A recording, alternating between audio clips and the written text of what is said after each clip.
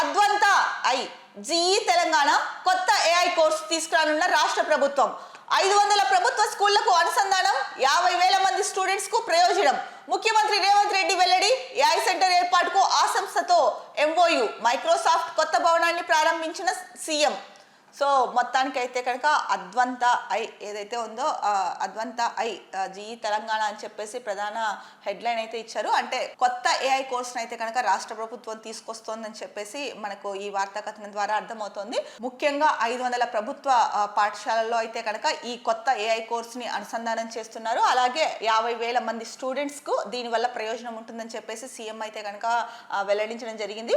అలాగే AI center ఏర్పాటుకు కూడా ఈ అద్వంత సంస్థతో అయితే కనుక ఎంఓయు కుదిరింది, అంటే ఒప్పందం కుదిరింది. ఇకపోతే కనుక మైక్రోసాఫ్ట్ కొత్త భవనాన్ని ప్రారంభించారు సీఎం అయితే. సో ఏది ఏమైనా కూడా విద్యా వ్యవస్థలో అంటే ప్రభుత్వ పాఠశాలల్లో ఏఐ కోర్స్ని ప్రవేశపెట్టడము, ఏఐ కోర్స్ ద్వారా పిల్లలకి నేర్పించడం, ఏఐ కోర్స్ మీద అవగాహన కల్పించడం, అలాగే ఏఐ కోర్స్ ద్వారా ఎటువంటి ప్రయోజనాలు ఉంటాయో అవన్నీ కూడా స్కూల్ విద్య నుంచే చెప్పడం అనేది చాలా మంచి విషయము. సో ప్రస్తుతానికైతే కనుక అంటే మరి పైలట్ ప్రాజెక్ట్ కింద 500 స్కూల్స్ని తీసుకున్నారో ఏంటో, మరి ఇక్కడైతే 500 స్కూల్స్ అన్నారు. 500 స్కూల్స్తో అయితే కనుక మొదటగా అనుసంధానం చేస్తారు. ఆ తర్వాత మరి మిగతా స్కూల్స్కి ఎక్స్పాండ్ చేసే అవకాశం అయితే కనుక కనిపిస్తోంది. ఏది ఏమైనప్పటికీ కూడా ఈ కొత్త ఏఐ కోర్స్ ఏదైతే ఉందో కనుక ఇది మేలు కలిగిస్తుంది ప్రభుత్వ పాఠశాలలో చదివే విద్యార్థులకు అన్నదైతే కనుక స్పష్టంగా తెలుస్తోంది.